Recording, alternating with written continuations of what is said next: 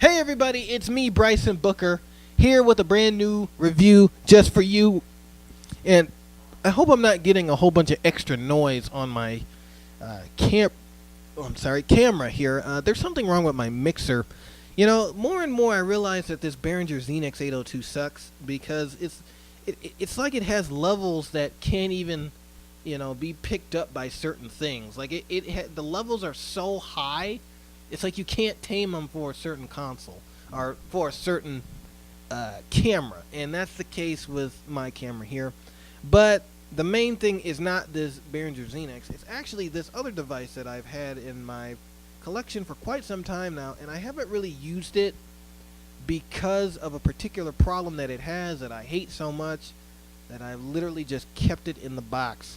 But I've used it time and time again. It's this Art Tube MP Studio. Now it looks hooked up, but it's actually not hooked up to my mixer at the moment. I mean I can try to hook it up and give you a sound test of it, but guys, it's gonna be so noisy that you wouldn't even believe it. And so I got this at Guitar Center, I think about 4 years ago, thinking that it would be a great investment, to basically make my recordings for doing my videos, as well as when I'm using digital consoles for live sound to make my mix warmer. And, with these preamps, you can do that, but, you obviously have to get better preamps than these Art Tube MP Studios, or else they'll put a lot of noise in your signal chain.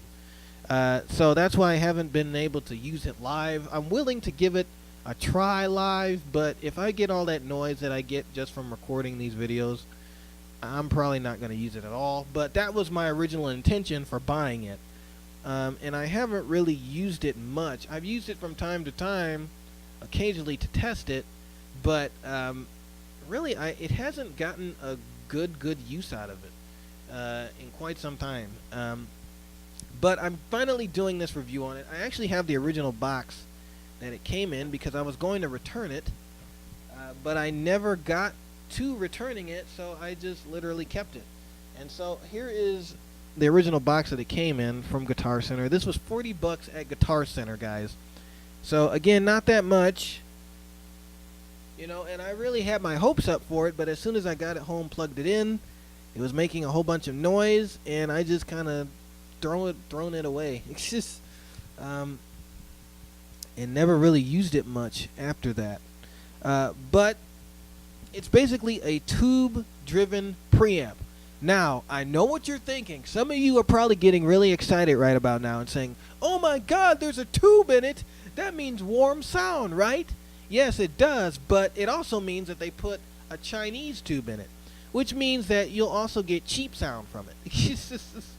So, thankfully, you can actually open this thing up and take the Chinese tube out and actually put something like, I don't know, an RCA tube, or, basically a better tube in the unit so that it can sound pretty darn warm. But this Chinese tube, it does a decent job, but it doesn't really get that musical, that warm. So, the stock tube that's in it is okay, but if you can find a better tube to put in it, it's even better. Literally, it's super duper easy to take this cover off. All you really have to do is unscrew these screws at the bottom of it, open it up, pop the tube out. Obviously, make sure you get the right size, and I think Art tells you the correct size tube that needs to go in here.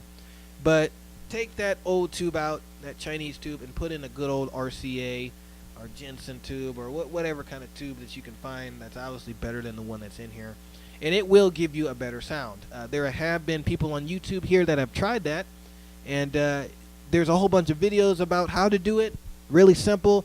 I would encourage you to do that, because I don't know I never really knew what was wrong with this thing and why I've been getting so much noise from it. And what I've been reading about it, it has been the tube that has been causing it. Now, I had this for, again, 4 years, and again, I wanted to return it as soon as I got it, as soon as I heard those noises, but I just never got to it. So, I mean, I've been having that problem with this unit literally ever since I got it from the store. and I was stupid and did not return it immediately when I found it out, because I thought maybe it was just something wrong with my cabling.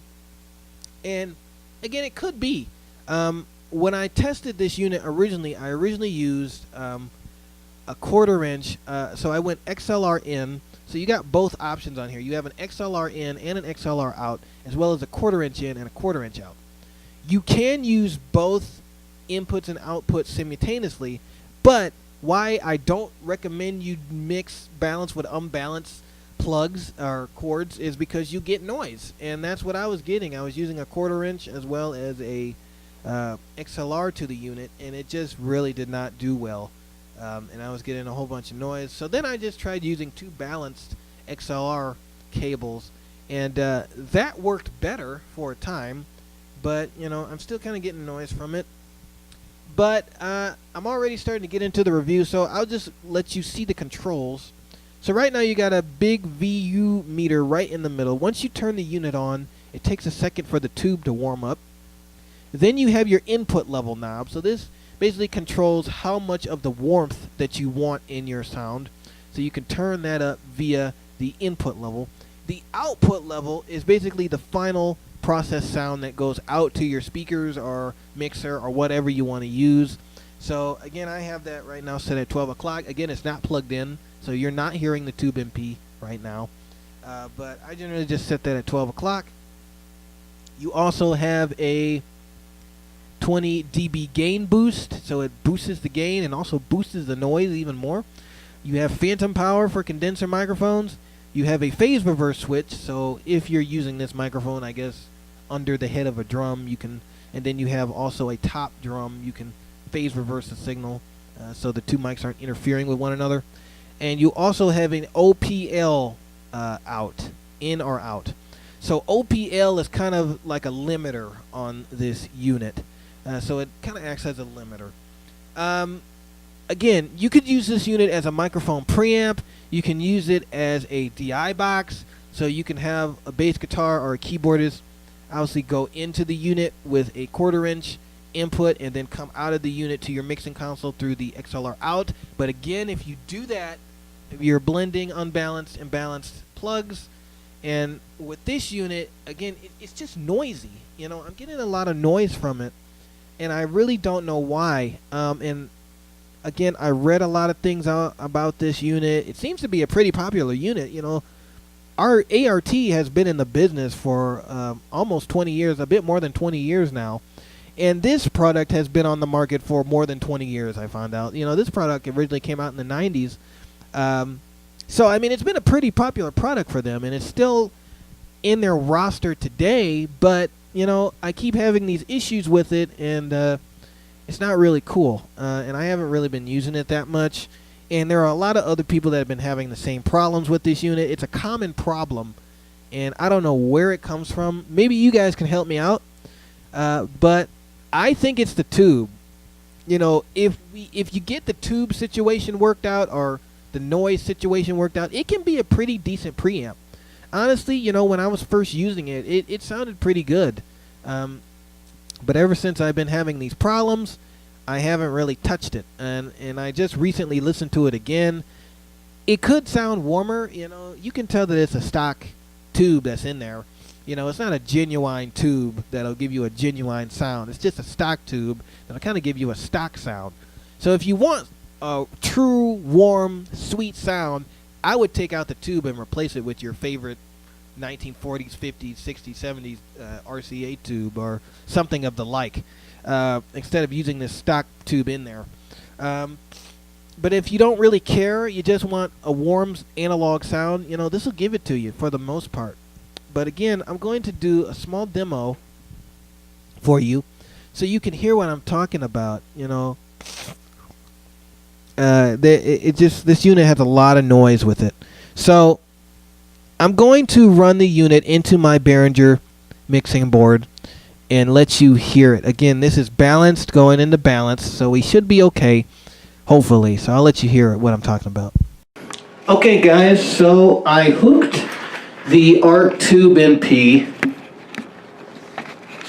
up to one of my speakers that I have here. And And I'm not hearing any noise at the moment, but when I was running it through my mixer, I was getting a whole bunch of noise, and I don't really know why. Check, okay. So now it's quiet. I'm not getting any noise from it. But before, you know, using it with this mixer, using it alone with an unbalanced and balanced input, I was getting a whole bunch of noise from it. But now I'm not getting anything. I'm literally running it straight into my JBL over here, and I'm getting nothing. It sounds okay. Again, you could get a better tube to put in it, but I guess, you know, the secret is to use both balanced inputs and outputs to it. If you used a mix of unbalanced and balanced, or quarter inch and XLR, you'll get noise, but I'm not getting any noise from it. Not at the moment, at least. And so it's pretty quiet right now, but if you run, it really depends on your source, on where you run it. So, okay, so right now it's working okay. So maybe using it as a standalone, I guess microphone amp would probably work, but using it with something else on an external mixer would be bad. Okay.